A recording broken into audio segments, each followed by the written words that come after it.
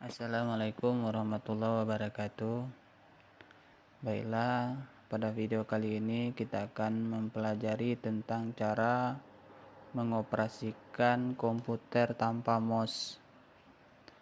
Mouse atau topek di laptop bisa dikatakan salah satu perangkat terpenting dari komputer. Dengan mouse, maka kita bisa membuka, menutup, dan menggunakan aplikasi dengan sangat mudah. Tapi kadangkala mouse tidak bisa digunakan atau hilang sehingga pekerjaan kita terganggu. Berikut cara mengoperasikan komputer dengan tidak menggunakan mouse. Yang pertama, menggunakan arrow key, yaitu tombol ini memungkinkan kursor bergerak ke atas, ke bawah, atau ke menu yang baru. Ini dia tombol arrow key. Contohnya penggunaannya seperti ini.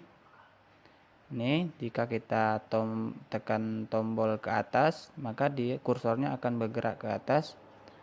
Dan jika kita tekan ke bawah, maka kursor akan bergerak ke bawah. Begitu juga ke samping. Nah, ketika kita tekan tombol ke samping, maka dia akan bergerak ke samping kanan.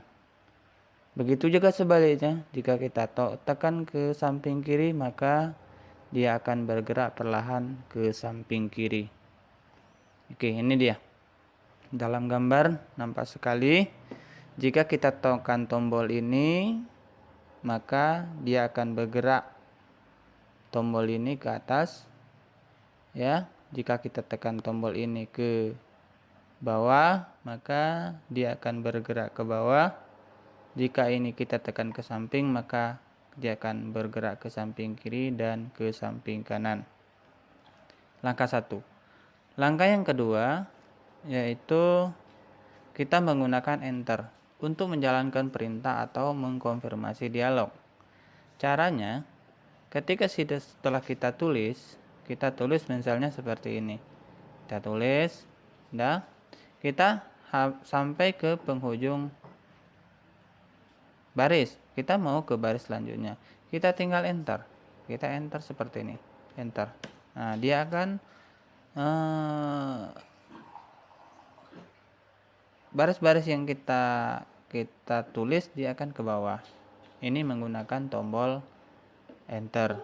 Nah, dia seperti ini. Jadi fungsinya adalah untuk menjalankan perintah atau mengkonfirmasi dialog.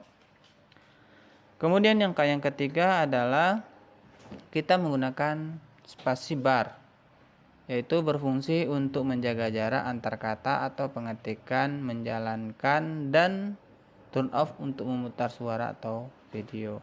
Dia ada dua fungsi. Nah, kita ambil fungsi yang spacebar, berfungsi untuk menjaga jarak antar kata dan saat pengetikan. Contohnya seperti ini. Ya, kita mengetik ke mana, misal kalau kita menggunakan spasi, maka kita tekan spasi, kita lanjut tulisan pergi misalnya, antara ke mana dan pergi itu ada jarak. Ini kita menggunakan tombol spacebar. Ini dia letaknya di sini. Oke, langkah yang ketiga, langkah 4, kita menggunakan tombol tab, yaitu berfungsi untuk memindahkan kursor dalam satu tabulasi ke arah kanan. Jika ditekan terus, maka perintah tersebut akan berulang, yaitu terus memindahkan kursor dalam satu tabulasi ke arah kanan dari posisi awal. Contohnya seperti ini. Nah, kita letakkan mouse di sebelah sini, tombol tab sebelah sini dengan menggunakan tadi arrow key, maka kita tekan tab ini kita tekan, maka dia akan bergerak ke sebelah kanan. Jika kita tekan lagi, maka dia akan terus bergerak ke sebelah kanan. Begitu guys selanjutnya. Nah, Ini adalah tombol tab. Fungsinya memindahkan kursor dalam satu tabulasi. Ini dia bentuknya. Yang berpanah hijau ini, inilah dia bentuknya. Oke, selanjutnya yang selanjutnya kita menggunakan tombol shift. Tombol shift ini banyak fungsinya, memungkinkan kamu untuk menggunakan perintah yang berbeda ketika dikombinasikan dengan tombol yang lain. Contohnya kita menggunakan tombol shift. Nah, jika ini coba perhatikan yang terbelok ini ya. Ini menggunakan, kita blok dulu, kita gunakan tombol shift, kita tekan shift, kita tekan F3, maka kapitalnya akan berubah 1. Kita tekan lagi, dia akan berubah menjadi huruf kapital semua. Nah, jika kita tekan lagi, dia akan kembali seperti awal. Oke, itu yang selanjutnya.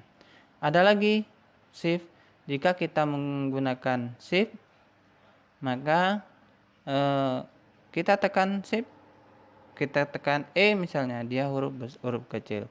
Kita tekan shift, kita tekan E, kemudian dia tetap huruf kecil. Tidak kita tekan shift, kita tekan hurufnya E, dia akan berubah menjadi E kapital. Oke, langkah selanjutnya kita menggunakan kontrol. Kontrol ini berfungsi sama seperti shift. Tombol ini digunakan secara bersama-sama dengan tombol yang lain untuk dengan cara melakukan tindakan yang berbeda. Contoh misal, kita buat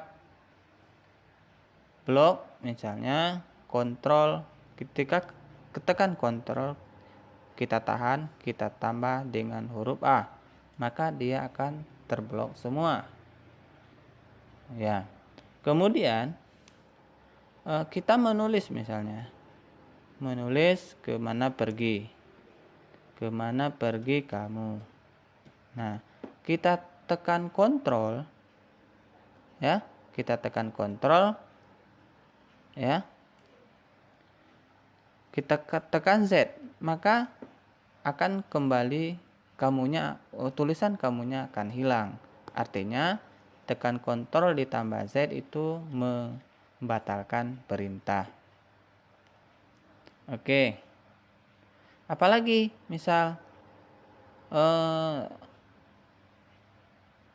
kita tekan kontrol, kita tekan P, maka akan keluar dari sana yaitu perintah untuk ngeprint.